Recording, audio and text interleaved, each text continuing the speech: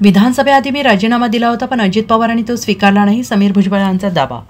विधानसभा निवडणुकीआधी समीर भुजबळ यांनी राष्ट्रवादी काँग्रेस अजित पवार गटाच्या मुंबई शहराध्यक्षपदाचा राजीनामा दिला होता। नांदगाव विधानसभा मतदारसंघ भयमुक्त करण्यासाठी मी निवडणूक लढवणार असल्याची घोषणा समीर भुजबळ यांनी केली होती। महायुतीकडून सुहास कांदे यांना पुन्हा एकदा संधी देण्यात आली होती, तर महाविकास आघाडीकडून शिवसेना ठाकरे गटाने गणेश धात्रक यांना निवडणुकीच्या रिंगणात उतरवलं होतं आणि या लढतीत सुहास कांदे यांनी दणदणीत विजय मिळवला होता। समीर भुजबळ यांना पराभवाचा धक्का सहन करावा लागला होता। आता समीर भुजबळ यांनी राजीनाम्याबाबतचं मोठं भाष्य व्यक्त केलं आहे। समीर भुजबळ म्हणाले की अजितदादा आज नियोजित कार्यक्रमाला येणार होते, पण जुहूवरून हेलिकॉप्टर आलं नाही, तांत्रिक बिघाड झाला असल्याने हेलिकॉप्टर आलं नाही। आता घोटी इथल्या हॉस्पिटलचे उद्घाटन आमदार हिरामन खोसकर करतील।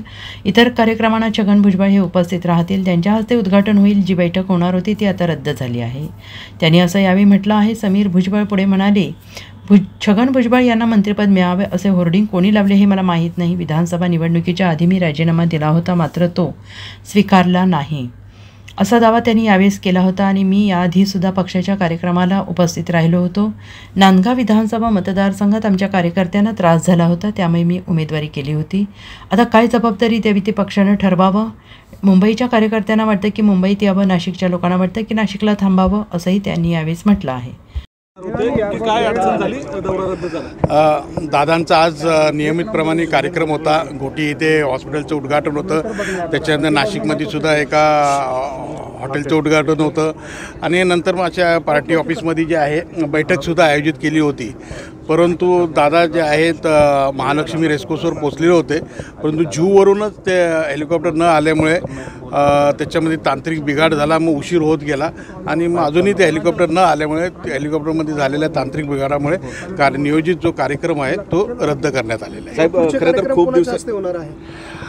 आता हा या घोटीच्या इथे हॉस्पिटलचं उद्घाटन जे आहे ते आमदार साहेबांच्या हस्ते आता आम्ही करून घेऊ आणि बाकीचे कार्यक्रम जे शहरातले आहेत त्या भुजबळ साहेब जे आहेत ते अटेंड करतील। साहेब, खरं तर नाशिकमध्ये खूप दिवसांनी अजितदादा आणि भुजबळ साहेब एकत्र येणार होते, पण दौरा रद्द झालेला। बॅनरबाजी सुद्धा करण्यात आलेली होती, सन्मानाने मंत्रिमंडळात स्थान द्या म्हणून भुजबळ साहेबांना। आता ती बॅनरबाजी कोणी केली ही मला काही कल्पना नाही आहे, परंतु दादांच्या स्वागतासाठी आम्ही सगळे उत्सुक होतो। खरं म्हणजे मोठ्या प्रमाणात आम्ही इथे सुद्धा आलेलो, नंतर पार्टी ऑफिसमध्ये सुद्धा जय्यत तयारी केली होती, परंतु आता काही कारणास्तव ते येऊ शकले नाही। परंतु येणाऱ्या काळामध्ये निश्चितच पुन्हा एकदा चांगले असे मोठे कार्यक्रम घेऊन दादांना आमच्या वतीने आम्ही त्यांना बोलू आणि मोठ्या स्वागतामध्ये त्यांचा कार्यक्रम घेऊ। विधानसभा निवडणुकीला तुमची जबाबदारी, मुंबईचं पदही अजून रिक्त आहे।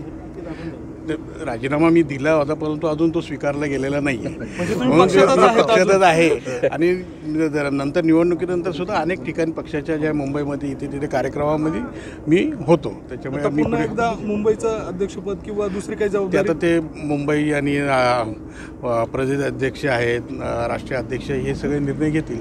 समीर भाऊ, मग विधानसभेमध्ये जे काही तुम्ही अपक्ष लढले किंवा राष्ट्रवादीची चाल होती का काय असं समजायचं?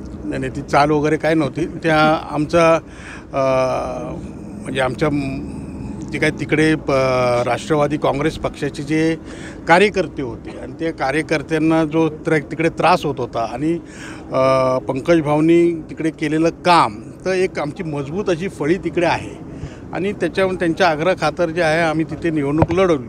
आता ठीक आहे, जय पराजय हा होत असतो, शेवटी पुन्हा एकदा राजकीय क्षेत्रामध्ये असल्याकारणाने पक्षाचं काम आणि समाजाच्या दृष्टीने आपण समाजाला जे देणं लावतो की सामाजिक काम हे करत राहणं हे आपलं कर्तव्य आणि त्याप्रमाणे आपण पुढे कर्तव्य पार पडतो।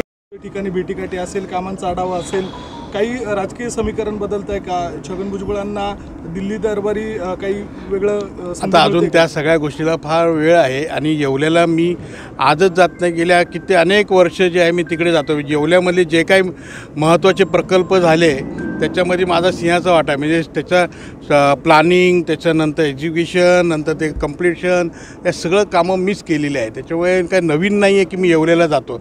येवला असो, नांदगाव असो, नाशिक असो, जी काही डेव्हलपमेंट केली आहे त्याच्यामध्ये जे आहे माझा महत्त्वाचा वाटा होता आणि त्याप्रमाणे आजही मी तो भुजबळ साहेबांच्या मदतीने, त्यांच्या आशीर्वादाने, लोकांची सेवा करण्यासाठी जे जे प्रोजेक्ट्स कामाला येत आहेत ते कामं पूर्णत्वास नेण्यासाठी मी प्रयत्नशील असतो आणि राहणार।